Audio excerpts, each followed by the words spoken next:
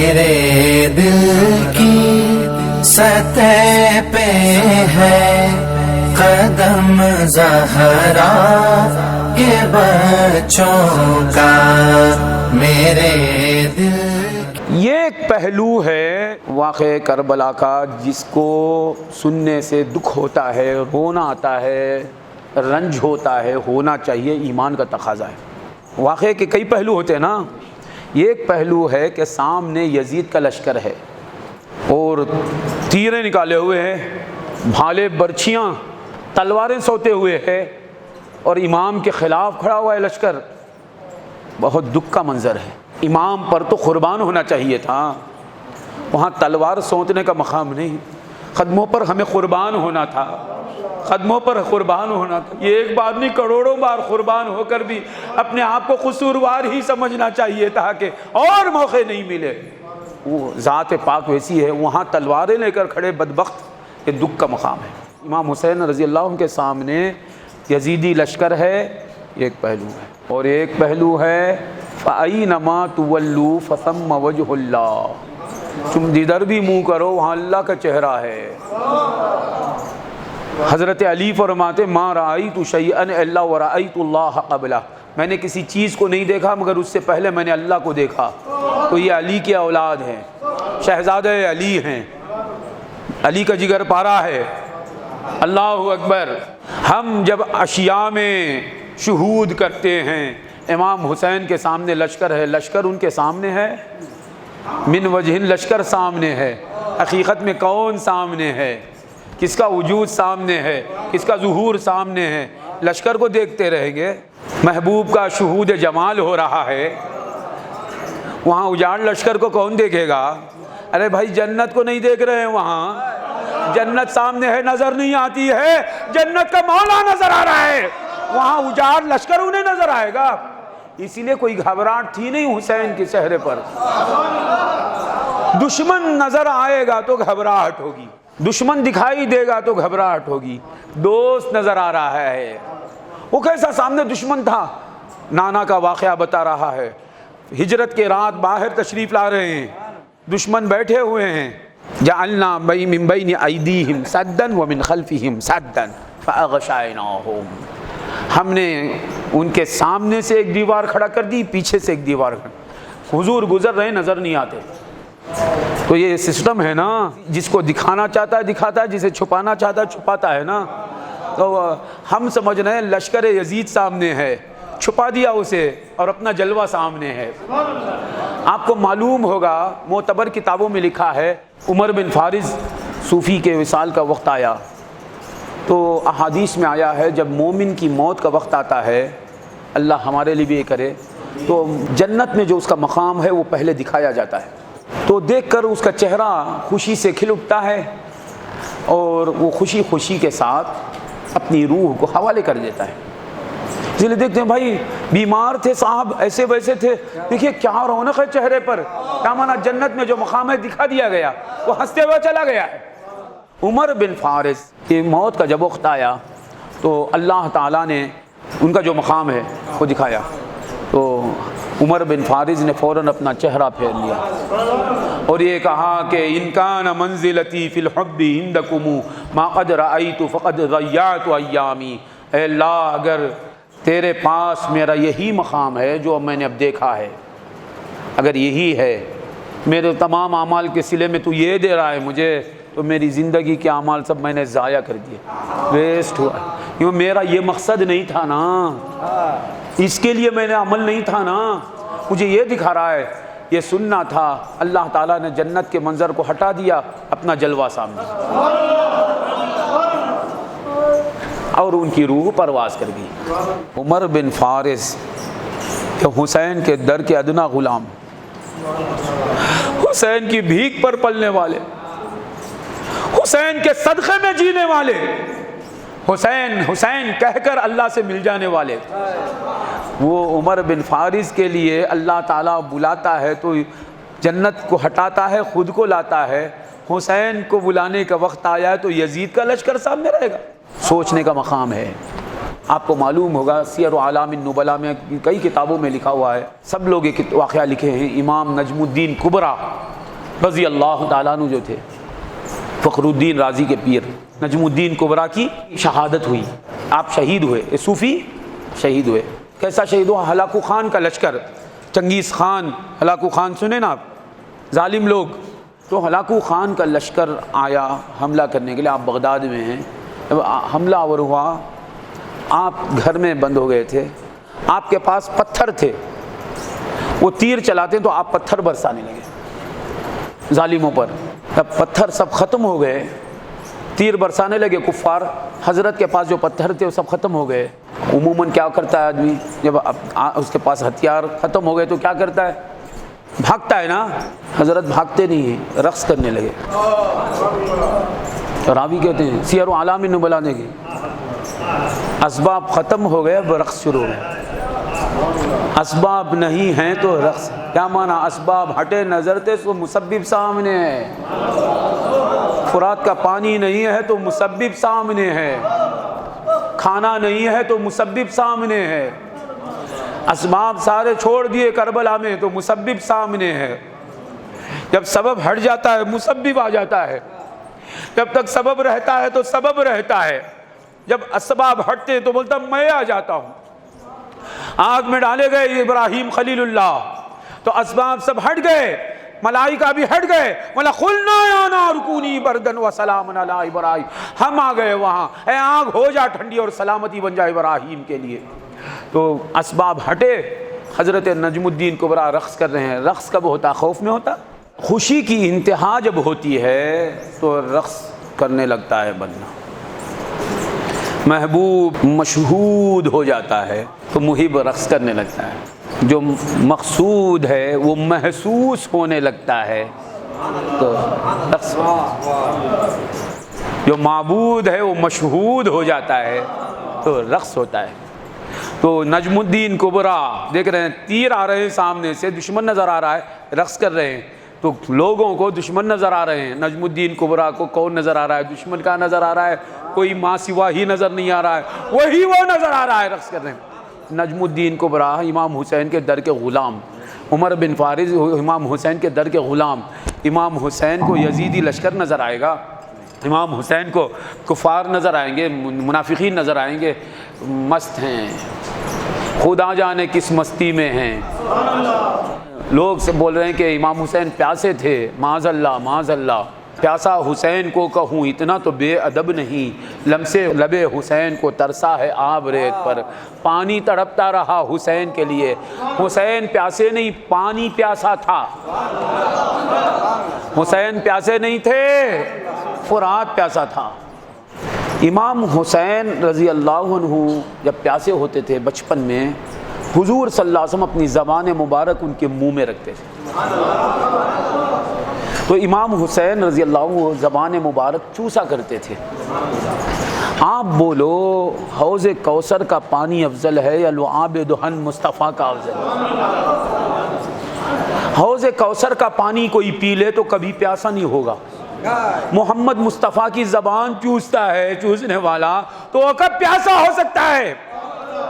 حوض کوثر میں وہ کمال ہے کہ حضور کا صدقہ ہے کہ یہ ایک بار کوئی پی لے تو کبھی پیاسا نہیں ہوتا، محمد مصطفیٰ کی زبان مبارک ان کے منہ میں ہے، حضور کا علم غیب ہے، میرے نواسے پر پانی بند کیا جائے گا، جانتے ہیں سرکار، پیاس نہ لگے اہتمام ہو گیا، انتظام ہو گیا،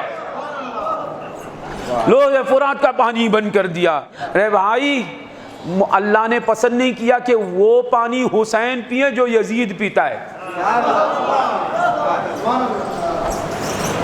جو یزیدی پیتے ہیں، جو کتے پیتے ہیں، سور پیتے ہیں، وہ پانی میرا حسین نہ پیے، میرا حسین محمد مصطفیٰ کے ہاتھوں سے پانی پیے۔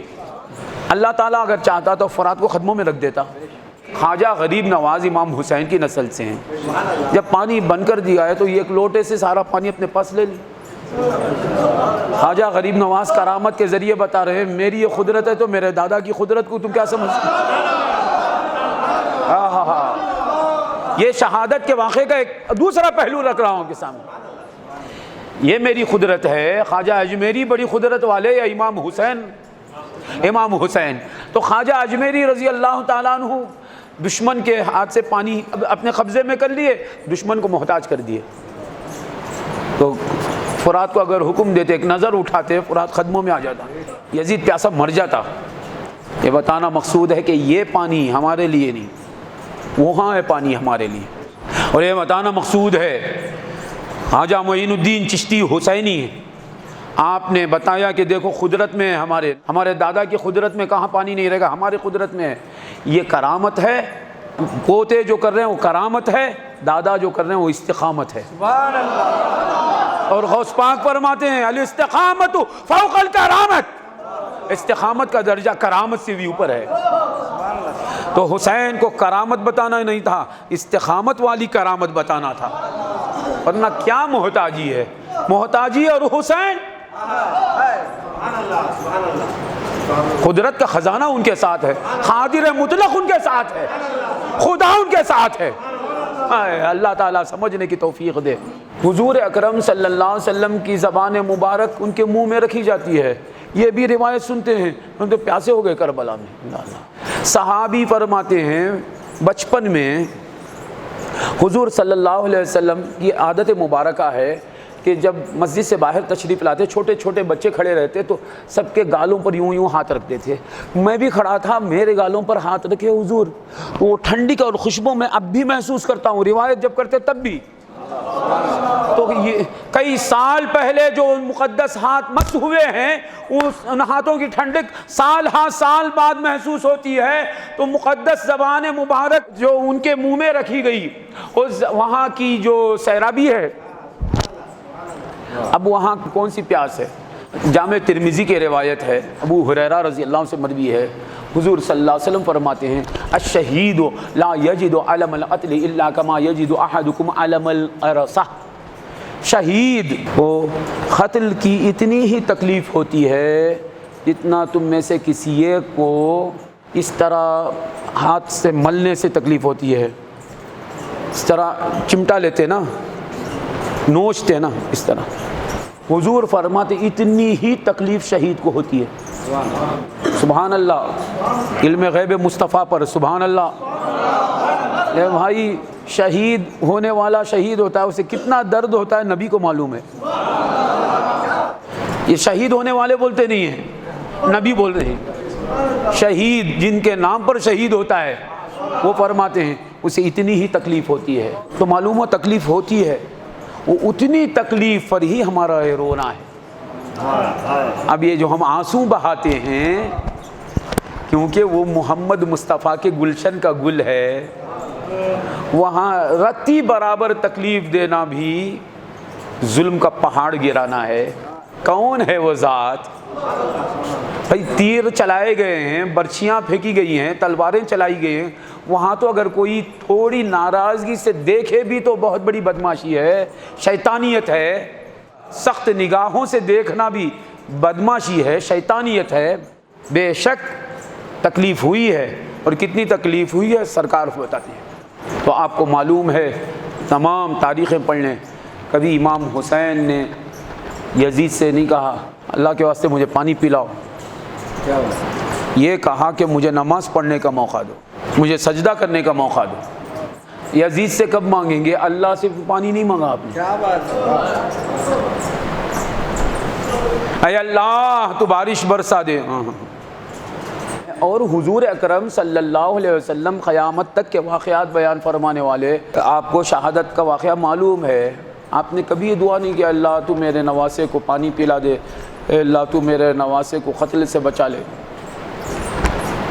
سرکار جانتے ہیں کہ اسماعیل ذبیح اللہ کا ذبح نہ ہونا، اس کا تکملہ یہاں ہونے والا ہے، اور اسماعیل ذبیح اللہ کی نسل سے ہیں امام حسین رضی اللہ عنہ۔ اللہ نے فرمایا فدیناہ بذبح عظیم، ہم نے عظیم ذبح ہونے والا عطا کر دیا اسماعیل کو۔ وہ عظیم ذبح ہونے والا کون ہے؟ خدا کی عزت و جلال کی قسم، ظاہراً مجازاً تو یہ ایک اعتبار سے تو وہ دمبا تھا جنت کا، اور حقیقت میں جنتیوں کا شہزادہ تھا جو ذبح عظیم ہے۔ اسی لیے اللہ تعالیٰ نے ذبح کہا، کبش نہیں کہا۔ فدیناہ بکبش عظیم، ہم کبش کہتے ہیں دمبے کو، ہم نے ایک دمبا عظیم دمبا دیا، نہیں کہا ذبح ہونے والا دیا۔ فدیناہ بذبح عظیم، یعنی اسماعیل کو ہم نے ایک عظیم ذبح ہونے والا فدیے کے طور پر ادا کر دیا۔ وہ اس واقعے کا، اسی لیے دیکھیں آپ دونوں واقعات کا تعلق ملے گا آپ کو، ذوالحجہ محرم۔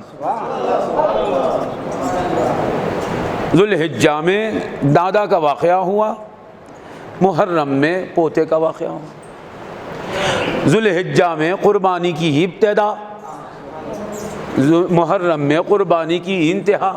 ذوالحجہ میں واقعہ شروع ہوتا ہے، محرم میں ختم ہوتا ہے۔